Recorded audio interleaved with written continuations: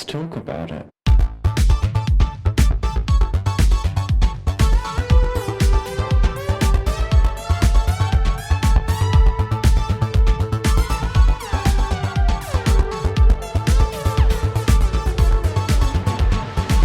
Hello and welcome back to Thicc Radio, the podcast where we talk about gaming and everything in its orbit. I'm James.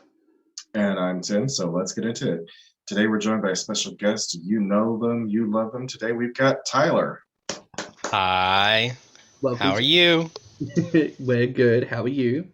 I'm fabulous. Oh, good. Welcome to the podcast, hon. Thank you. Thank you for having me. Oh, very welcome. I know you and I had like a little bit of a chat about a situation with work once upon a time, and it kind of got the ball rolling to that point of come and talk to us about your experiences in the workplace. To be specific here, what is it that you do for work, or rather, what's the industry?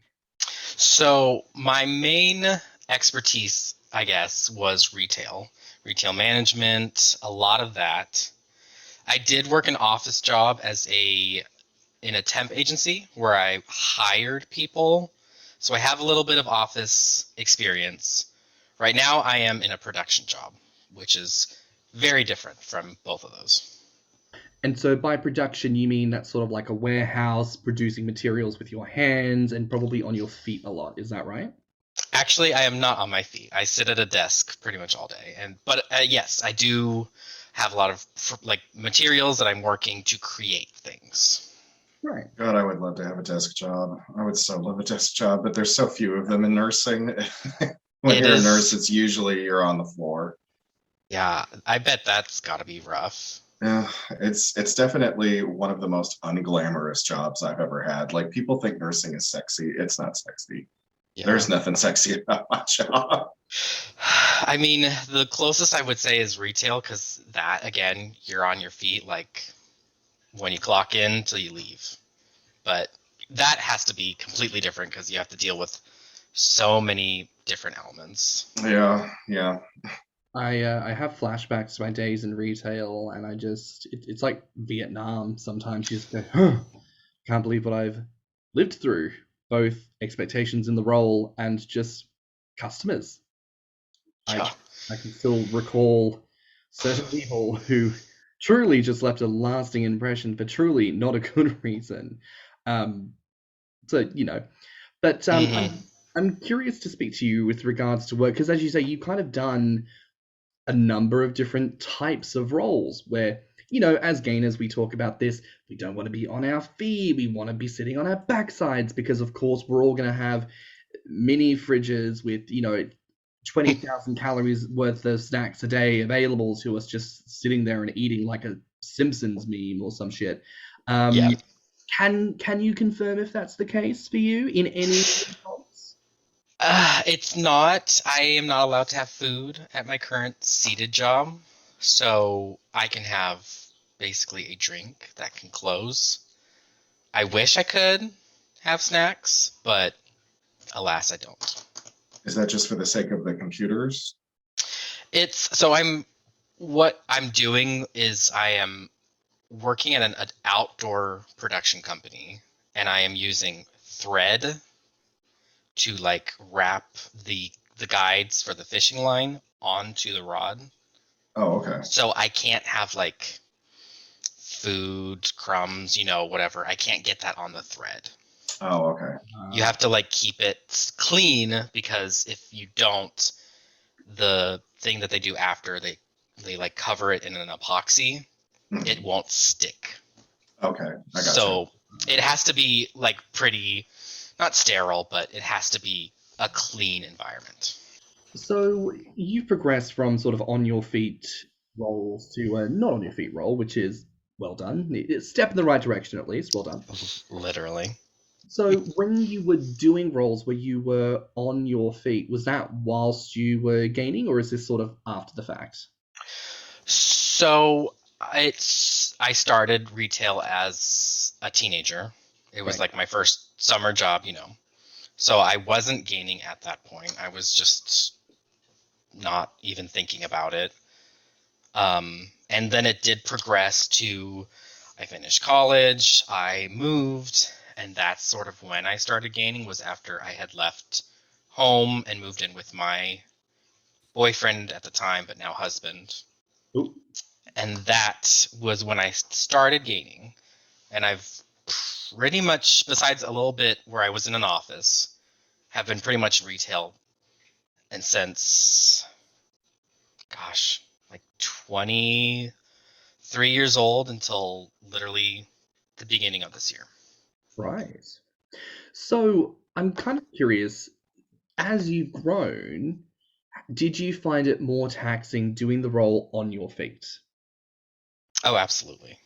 I mean, like, you get just not like out of breath tired, but you do get exhausted throughout the day. There is a point where you're just like, wow, I'm ready to kind of just go home and not move for the rest of the night. It wasn't like, I will say I felt like it helped me stay active. It helped me stay somewhat in shape. Like, obviously I was gaining, so I was doing I guess I was just growing as well, but it felt like I was still doing something active to not be completely out of shape. If that makes sense. That makes sense. I mean, Tim, you're a nurse. We know this. Yeah. So, being honest, like, do you find the being on your feet, because you've always kind of done nursing, right? Yeah, so I've been doing it for about 10 years now, and I definitely have noticed, like, from when I started nursing at 160, 170 pounds to 235, like, my feet, they hurt a hell of a lot more. Like, I go on the hunt for the most comfortable shoes possible, but it also, like, I end up destroying shoes in less than a year, which really sucks. Because when you're trying to buy the most comfortable, like, meant to be on your feet all day long shoes, and you're punishing them as much as I am, they're not going to last. I noticed that my knees and my ankles hurt a bit more, and my lower back. Then again, I've thrown out my lower back a couple of times on this job, so that's probably where that comes from.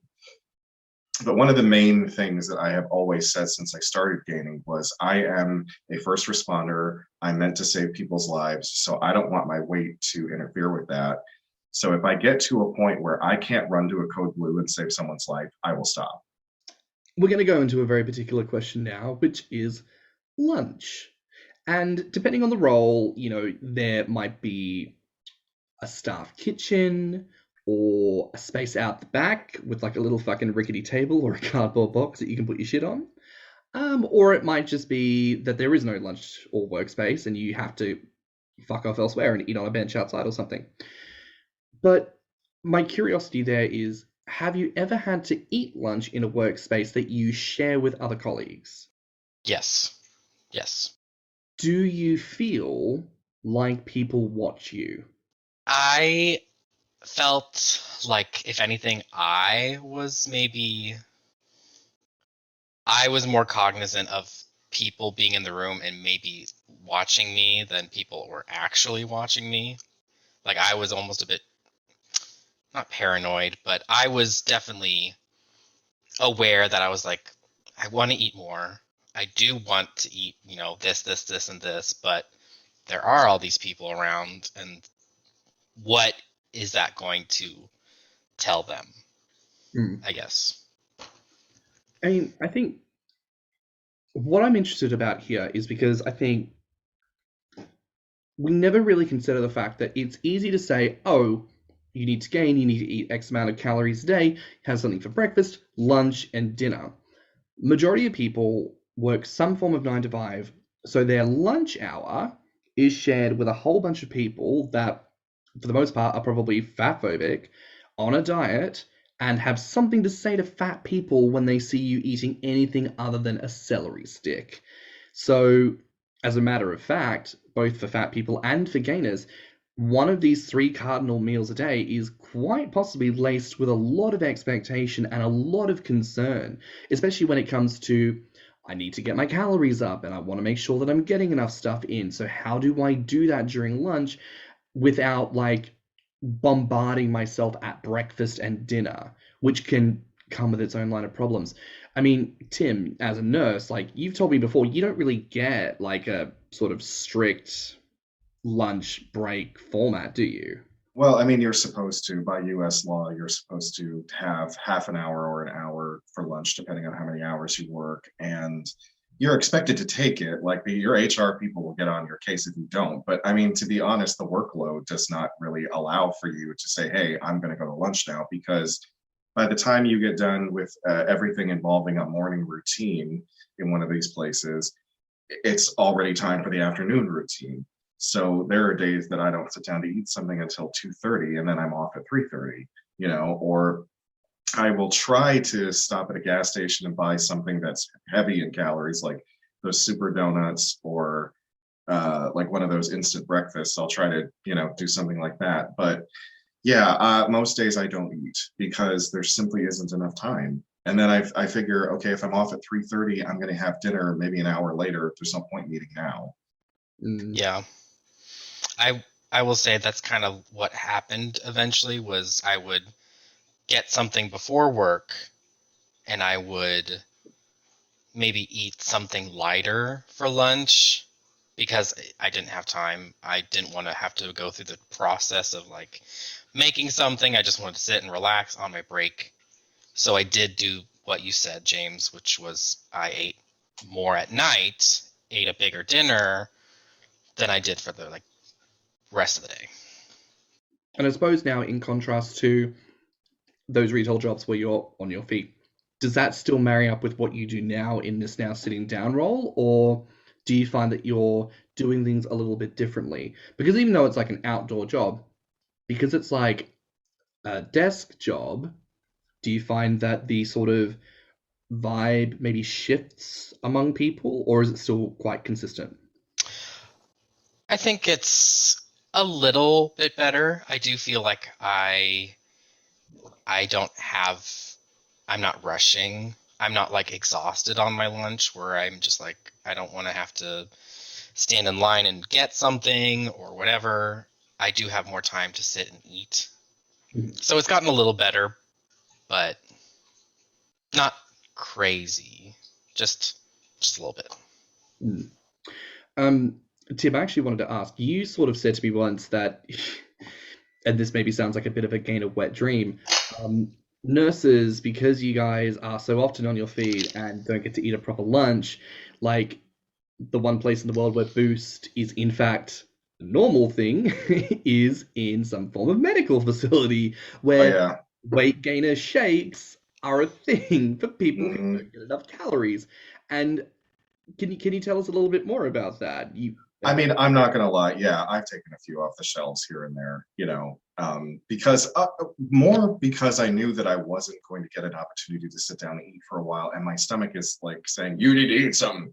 So, just running into the back storeroom and grabbing a Boost very high calorie is very easy. But I mean, I think I shared a picture of it on my Instagram once. There's just this whole wall of every type of Boost, the very high calorie, the classic, the high protein, the glucose control. I mean, there was just thousands and thousands of calories sitting on this counter. And I'm like, this would be a gainer's wet dream, man. They just keep coming back into this storeroom, checking to make sure no one's looking and just chugging. On the subject of lunch, I'm kind of curious here. Did you ever find yourself being mindful of the things that you would eat in your different roles? Like, did you find that you would be like, I'll make sure that I'm eating something that clearly has lettuce in it instead of going to McDonald's and having the Big Mac? Like, did you do that? Was that intentional? Walk me through it. I definitely know there were times if the only place to eat was in a cafeteria or like a break room with other people, was sort of mindful about how much I got. Maybe it was just a sandwich. But in the office position, and now I eat alone or was like by myself, and that's where I didn't really care. But I was mindful of like, well, I shouldn't eat this much because there are people who are going to see me try to eat all this food in a short amount of time. I mean, did you ever have an encounter or a situation where you actually had to contend with commentary or feedback from people? Um, Not necessarily about the food I was eating. I've definitely had a few comments about my size in the workplace, but not about food specifically. Workplace interactions are one of the many battlegrounds that plus size folk have to endure when it comes to discussions about dieting, weight loss, clothing, gossip. How have you best found to navigate those situations when those types of topics come up? Well, so the comment that I had was from a coworker whose son had recently had a stroke, and she commented on the fact that he was bigger, and then specifically said to me, "You need to take care of yourself," because I think at that time I was around 270, so I wasn't as big as I am now, but I was big for my height. Mhm. And I did get sort of frustrated, and I did sort of have to just say, like, I'm not going to discuss this with you. This isn't something that you and I can have a dialogue about. Like, I get that you're worried and you have fears for your son and you're projecting them onto me, but I'm not going to discuss it with you. That's pretty much, that was, I think, the worst conversation I had about my size with a coworker. I always find it really interesting because I primarily worked in offices since coming out of retail a number of years ago. And I often find that in office gigs, because there is that propensity to gain weight, hence gainers want them, people who aren't gainers are in a constant discussion about dieting, weight loss. Oh, I shouldn't be sitting down at this job. That's why I'm getting wide in the hips. And, oh, someone's brought in a cake for someone's birthday. Oh, God, that's the last thing I need. And, it's a pretty standard conversation, I think, to sort of engage your coworkers in this idea that, we're all in this together because no one wants to be fat, right? And you as the gainer are going, yeah, totally. That's, you know, mm. And so it can be hard because of that assumption that everyone just wants to diet.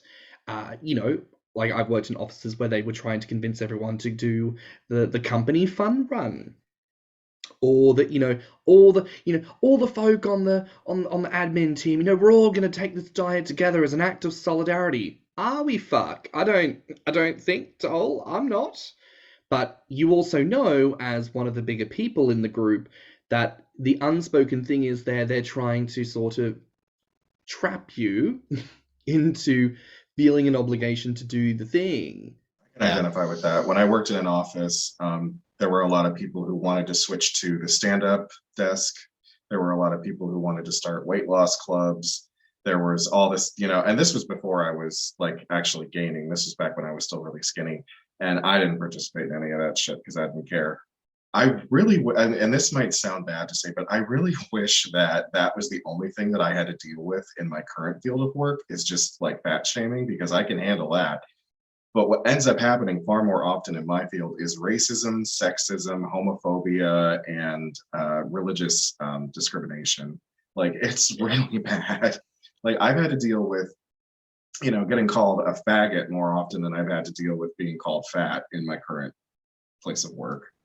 That's really interesting to me. I feel like maybe it's just the workplaces I've personally been a part of, but I would imagine in most workplaces that typical bigotry is not really permitted. But I know that often fat phobia is, because as a general statement, fatness is the one last designation that people are given permission to be unkind about. If it's about women, people of color, queer people, it's a no. But fat people are just open season. There's really Yeah. no protection in place for fat people. I haven't really been called anything like derogatory towards fat, like my size, by people I've worked with or anything. I have had customers definitely call me the F word. And I think that's mainly because the companies I have worked for have had pretty good racial, sexual orientation, like discrimination policies in place that, you know, if someone did say something, you could report them and they would either be terminated or put on some sort of probation. And I think that's great because, you know, obviously you don't want that to happen in the workplace, but I don't think there's ever been an issue where I've personally been discriminated against for my size at work. I've had snide comments, I've had things of that nature, but never like not full out discrimination. Well, I think that's actually an interesting point, because I think for many of us, we sort of question amongst ourselves, like, what does fat discrimination look like? It's almost a little bit easier when it comes to homophobia. You're called faggot. Inferences are made about your sexuality. Sexism, expectations on gender, race, typical commentary. But what does fat discrimination look like? What is the line between playful ribbing and a genuine problem?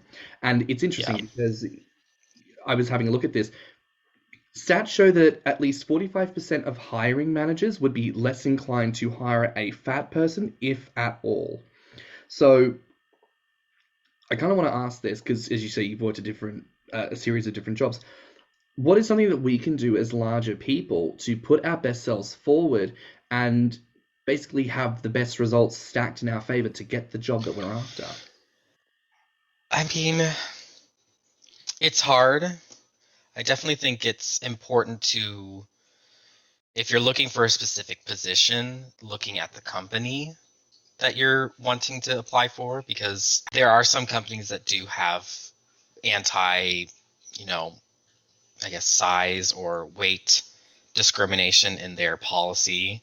I know in America, there are only 2 states that have like a law in place that's you cannot be discriminated by an employer because of your size. Like, you can't be fired for your size or not hired, demoted, not promoted because of it. So I definitely would say, look at the company. If you look at the company and there's at least something in their policy that says, there is no discrimination based on size, I think, versus that or another company where there is no mention, I would say go for the one that does.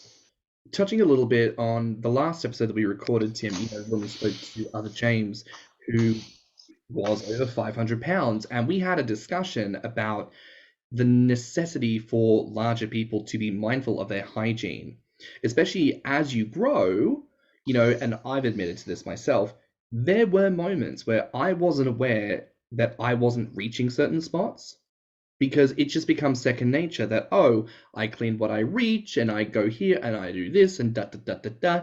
Maybe it hasn't clicked in your brain, oh, there's a fold here. And now that there's a fold, I need to get in there and soap it up and wash it out and whoop-de-woo. So I think for some of us, those types of things are actually really good to be aware of. Not because we should feel some sense of shame that, oh, we need to clean extra, but because in any typical workplace, you should show up clean and hygienic. You should show up presentable and prepared.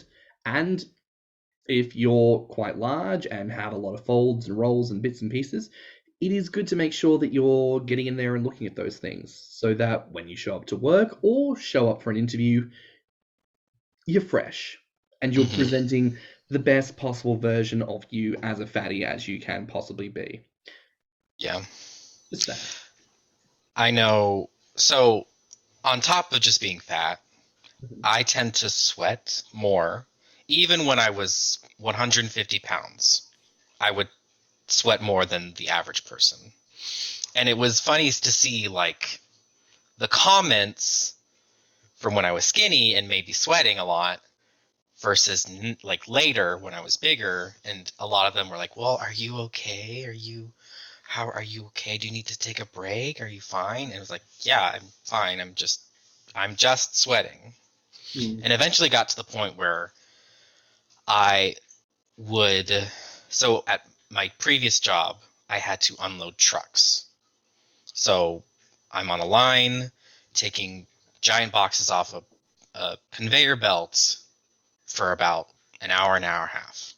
So obviously, I'm going to sweat. It's hot, you know.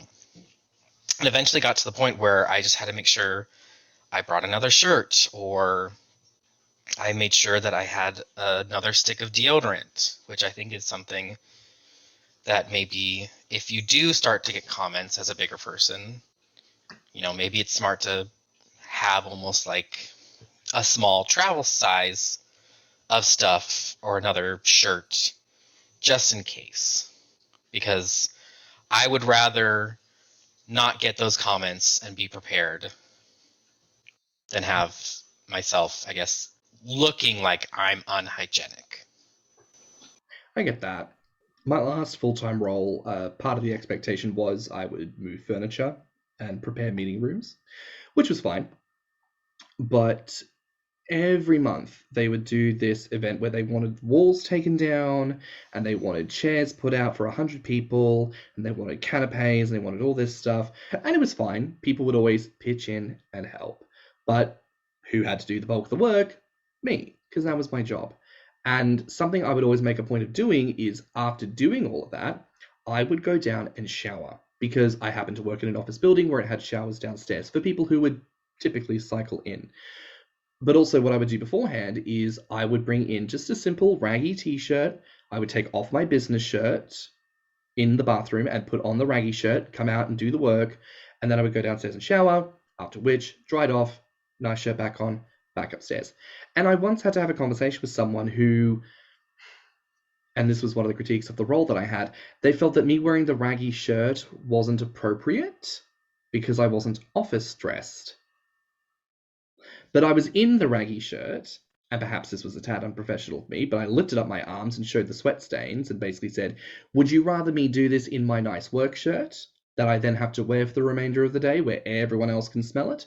Or would you be more okay with me doing this and taking care of this afterwards? To which they said nothing, but seemed to go red and shuffle off. Because of course they were extremely thin and had no concept of what it was that I was trying to do.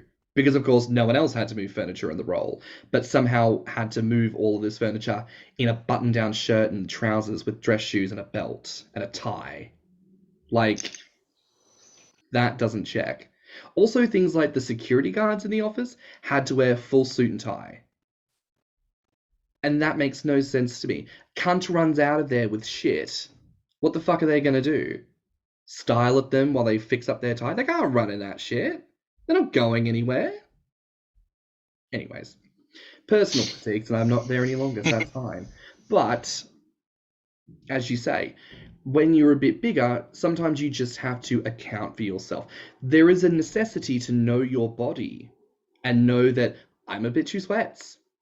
I'm someone who needs to take breaks. I'm someone who doesn't do well on their feet. I'm someone who gets cranky if I don't eat.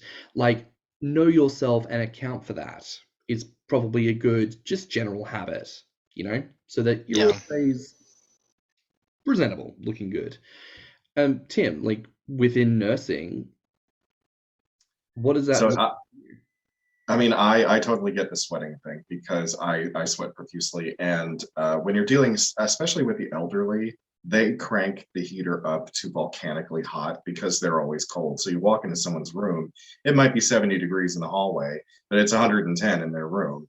And then if you have to do something to them, like change a wound dressing or do some kind of invasive treatment on them, you're in that room for, half an hour, 45 minutes, just drenched in sweat. I started bringing one of those giant clacking fans with me so I could, furiously fan myself off afterwards.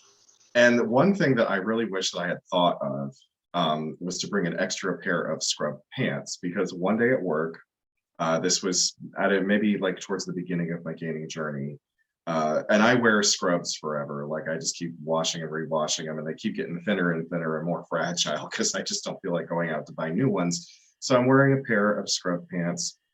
Someone falls to the floor. I go down to try to scoop them up and split the seat of my scrub pants totally open.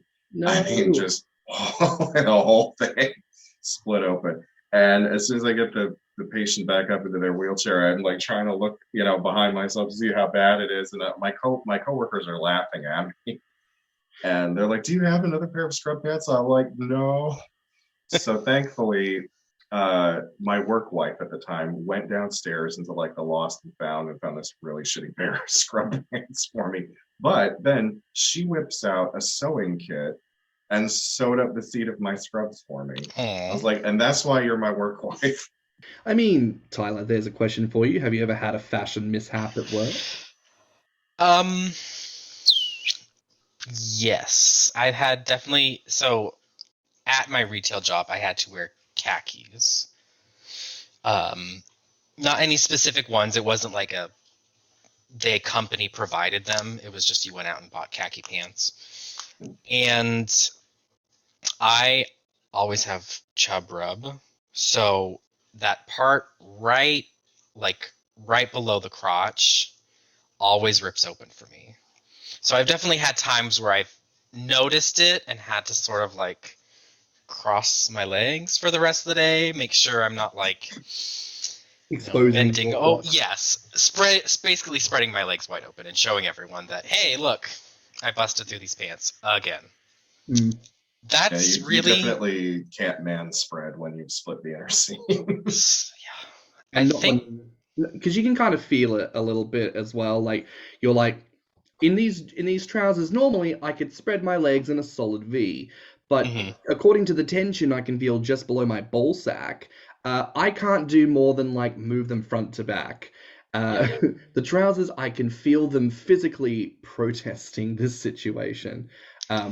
Usually a good indicator to go up a size, lads. If your waist doesn't tell you need to go up a size, your thighs will. Just get used to wearing a belt. Just saying.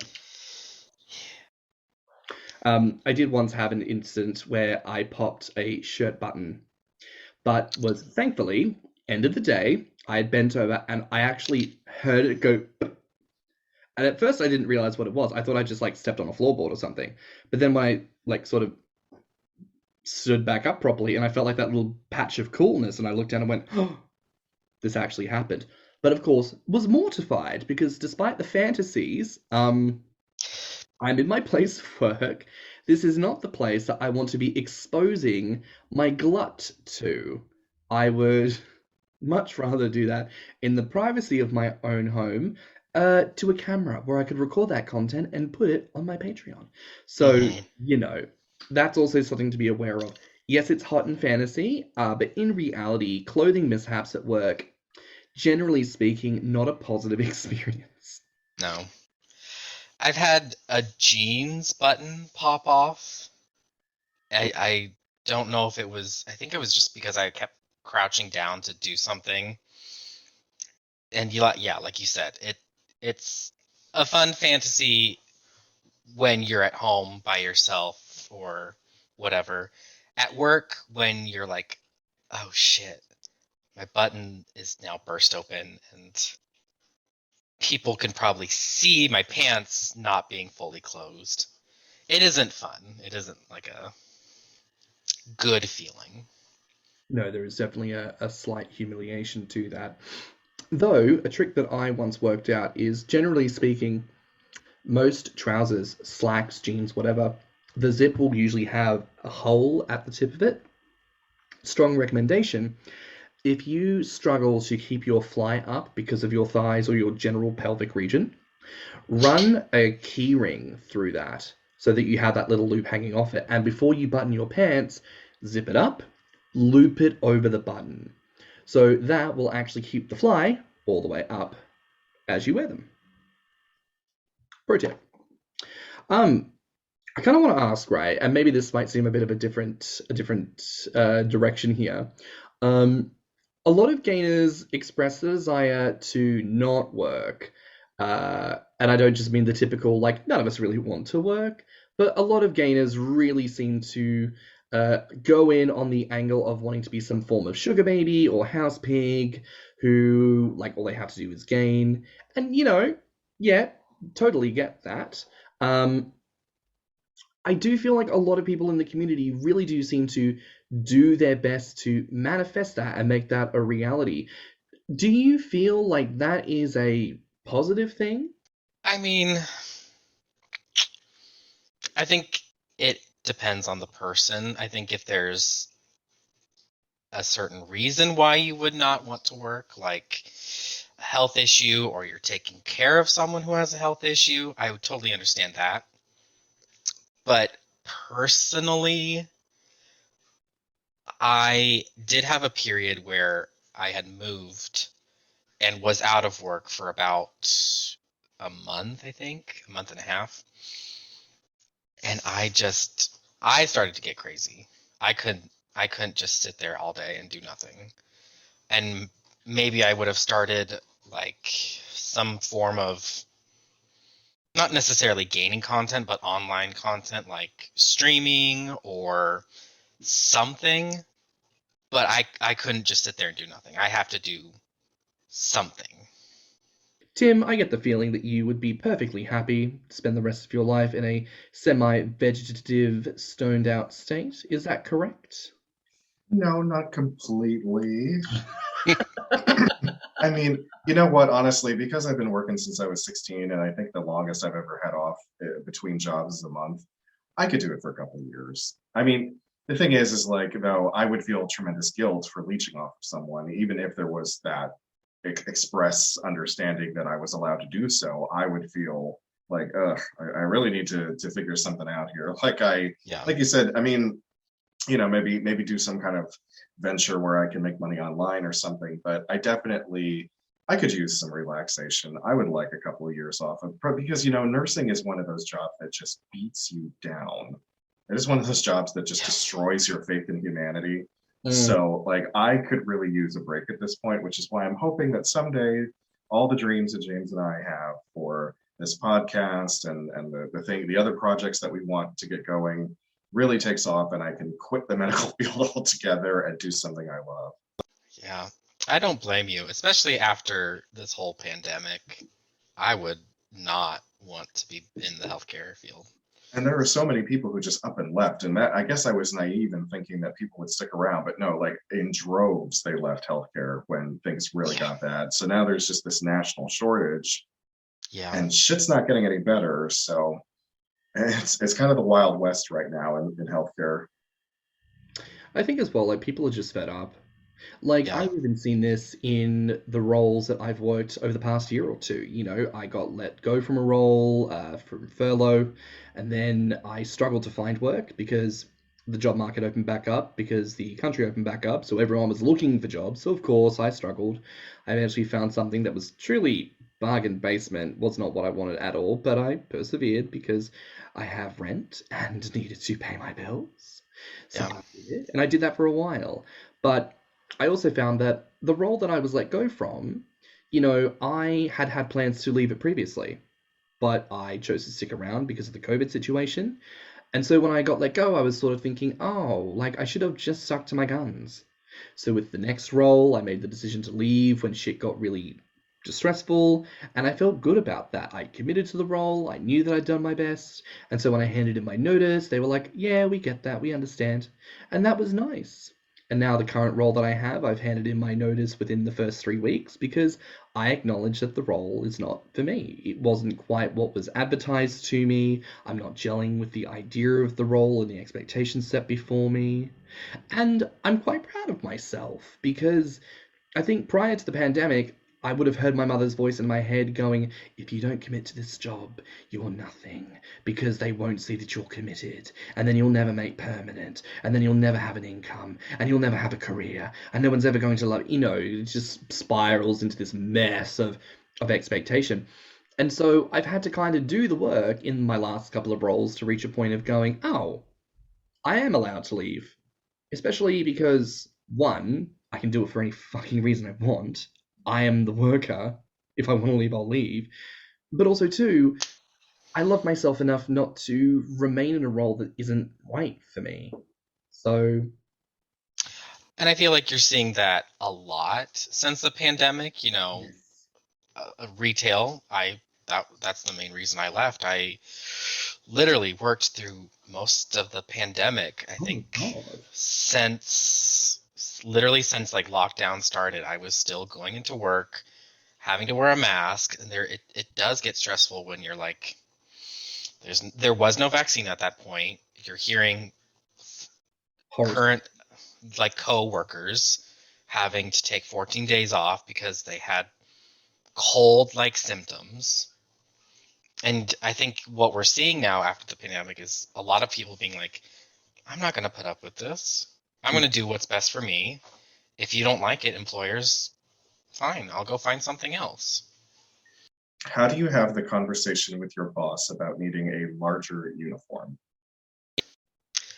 Again, my uniform was never given to me, like from the company, but there were times where it would be like, oh, we're ordering shirts. What size do you want? And there was sometimes I've had a conversation like, well, I do need this size. And it is more expensive for, I think it's like 2XL and up. I think it's like a little more expensive. Mm-hmm. And I've had to have that conversation where I'm like, well, that's the size I need. Otherwise, I won't get this shirt. I'll just wear my normal shirts. But I've never had a situation where I've had to be like, hey, I know you gave me this uniform, but it doesn't fit. What advice then, I guess, would you give to someone who maybe needs to have that conversation? Maybe it's about uniform, or maybe it's about a desk chair, something like that. Well, that I do know. At my current job, they gave me this little shitty little desk chair that's like, let's be honest, is for a very slim person. The handles, like the armrests, were digging into my sides, and so I had to go up to my boss and say, I can't sit in this chair. It's uncomfortable. I have to like either have something that doesn't have armrests, or I just need a different chair. And I think she was thankfully pretty nice about it. She was like, oh, okay, well, there's a chair over there. You just switch it. But I know that it can be sort of nerve-wracking to be like, because of my size, I need accommodations. And it almost feels like I'm putting this person out because I have to have something special for me. I don't know. I guess just be upfront with what you need. Yeah, they might. I mean, the worst thing they can say is no. And at that point, who do you go to? HR, I guess. Do you feel like that's something that as gainers, maybe we don't consider about in terms of reality? I think many of us are well equipped with what we can see online. I look at you, a fat person, and go, look at the way his belly hangs. Look at the way he has to wear his clothing. I will make a mental note to factor that in when I reach certain sizes. But there's not a lot of conversation about how we conduct ourselves in the wider world, especially in the workplace, which often relies on a certain level of professionalism.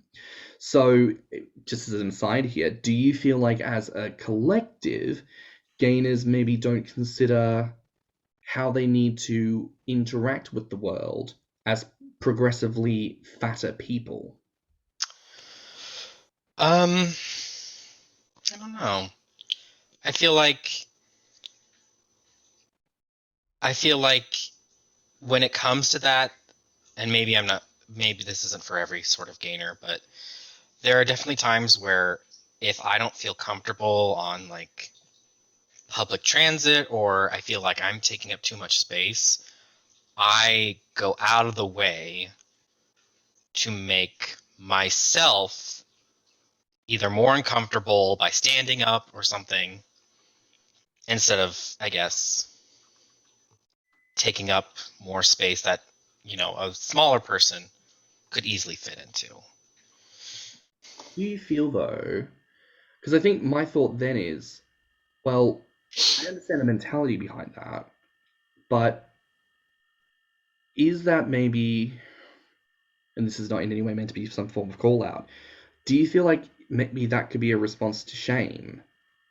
Because in theory, if we as larger people have permission to just exist in the world, we take up as much space as we take up. And in the case of, let's say, the bus, I take up 2 seats. Like, you can argue, yes, it's your fault for becoming the size of what society deems is the width of 2 people, or could it be understood that, well, why doesn't the bus have more seats? Yes, I feel like it does sort of come from shame, sort of like, well, if I'm taking up 2 seats, that means one less person gets to take a seat. And I think, yeah, it is more society's problem that there aren't accommodations, or chairs are built a specific way to think, oh, well, yeah, someone can sit in that just fine. But clearly, let's be honest, obesity is on the rise, especially in America and in the UK. The standard of size should be changing with that. Yes. And I think companies aren't doing that because it's probably cheaper to make things for average, in quotation marks, average people. Why go and spend more money to accommodate a smaller percent of the population than,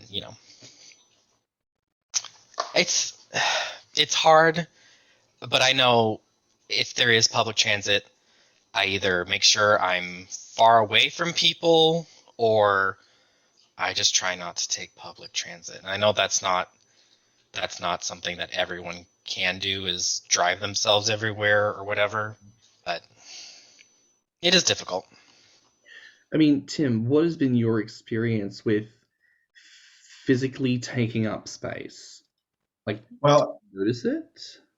I mean, I'm not quite that big yet, like I am on the smaller side as a gainer, so I don't really take up that much room yet. But squeezing past people, where I used to be so thin that I could basically just turn sideways and just I could get through any tight space. But I was trying to do it the other day, trying to like squeeze in a tight space between 2 objects, and or like an object and a patient. And yeah, I can't really do it anymore without grazing the underside of my gut, or possibly my crotch or my ass, or it's like I am more spatially aware now of how much more room I'm taking up than I used to. And I feel like I'm kind of excited to see how that's going to turn out as I get bigger. I'm not taking up too much space in elevators right now. I'm not taking up too much space in, close quarters, but definitely looking forward to seeing how that's going to change. I mean, I found it interesting because I was 100 pounds when I started. So, I was wearing 24-inch waist. I was wearing 3XS shirts, and similarly thin, skeletal, taking up minimal amount of space. And, I'm just over 200 pounds now. I'm not, I think, what most people would consider super fat, but I know comparative to what I have been, I do take up substantially more space just because I know that there's a lot more of me. And I do find it fascinating, those ways in which you do take up more space. It's sliding between 2 people. It's walking through doorways and navigating furniture. It's women with prams. It's chairs in a restaurant. It's even walking past someone in the hallway. It's arms full of, I've got my bag and my coat and my drink, and because of my size and everything, I realize obviously like everyone else, I've got my arms out, but because there's more of me, my arms are out further. So I'm still taking up more space. And I don't know, I just think it's an interesting thought exercise as a gainer, introspection on the way in which you occupy space, and perhaps the authority that you allow yourself to have when you operate in that space, the kindness you give to yourself when you occupy space. So there's a little moment for everyone. And it's also interesting to see the skinnier person not be aware of, well, I'm bigger, I take up more space, so you need to like also help accommodate. There is a hallway at my work. It's pretty narrow. I would say maybe like 2.5 feet, maybe 3. Mhm. And it is funny to see I will walk down it and someone will be walking towards me and almost be playing a game of chicken of like, well, who's going to like turn to the side first? Because I mean, I can turn to the side, but let's be honest, I'm almost the same width as I am depth, I guess. Yeah, because your height would be length. Yes. Yeah. Yeah. Width and depth. Yeah. Width and depth. But it's funny to see the skinnier person just keep walking toward me like nothing's wrong, and then at the very last second go, oh, he's doing what he can to make up, to give me more space, but I also have to be doing that. It's actually quite interesting because there's been a couple of conversations like with the Big Fat Gay podcast talking about, if you go on a date with a larger person, as a skinnier person, you might not think anything of, oh, it's a short walk to the restaurant. You might not think anything of, oh, we're going to park over here. But actually, they don't have enough room. Mm-hmm. Or you might not think anything, even of how you position your car seat. You maybe need to think about moving it forward to allow more frontal space for them.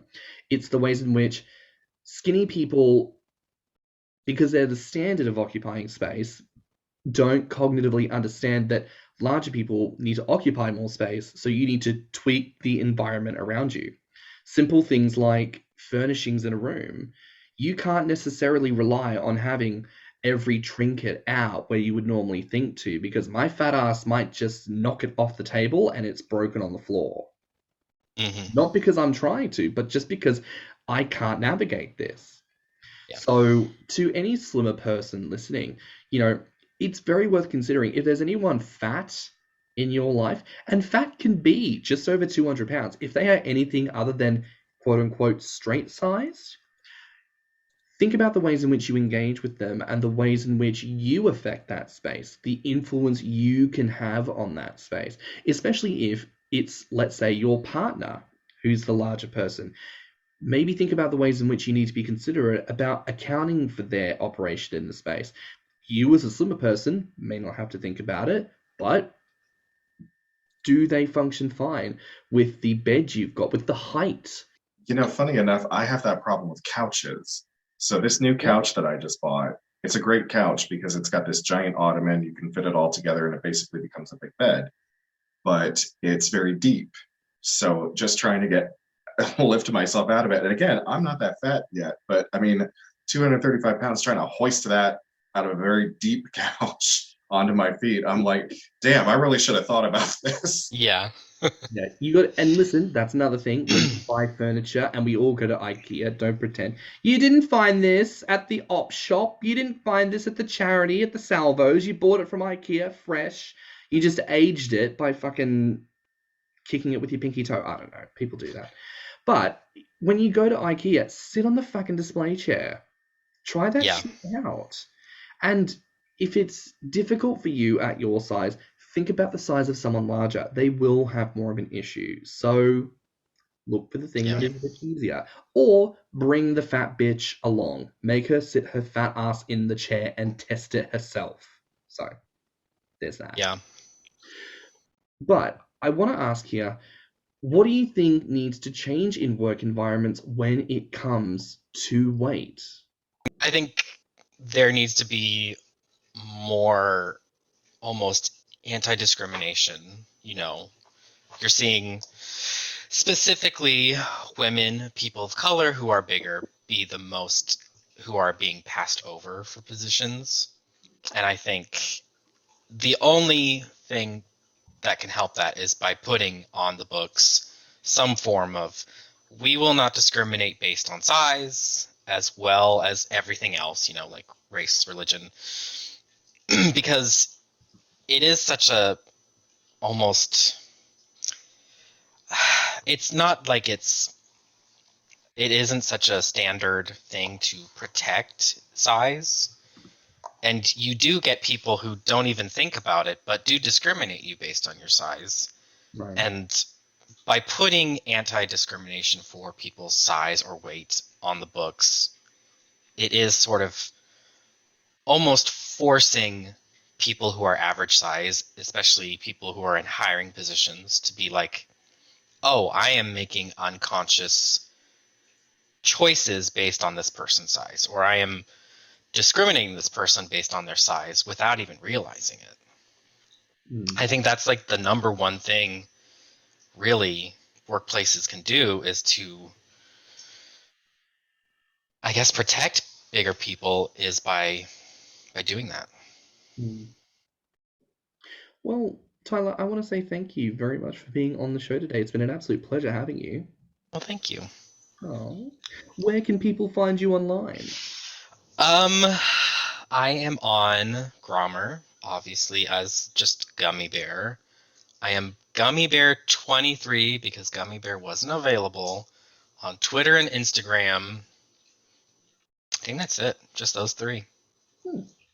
Very nice. Well, I suppose that brings us to the end of another episode here on Thicc Radio. Please remember to like and subscribe, rate us 5 stars, and leave a good review. If you like this episode, the podcast, or just us in general, share it with your friends and encourage them to tune in. As always, you can find me on Grommr, Instagram, and TikTok at stannnum, and Twitter and YouTube at stannnumg. And you can find me on Grommr as Orpheus. You can find me on Instagram, Twitter, YouTube, and TikTok at thiccmouse.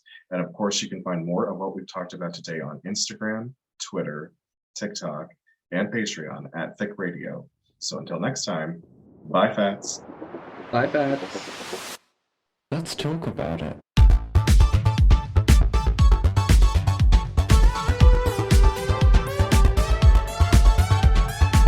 Thicc Radio is a Patreon and Anchor app podcast produced by Stannnum and Thicc Mouse. Mixed and mastered by stannnum. Our artwork is provided by Lokitu. Our theme song is provided by Spotify.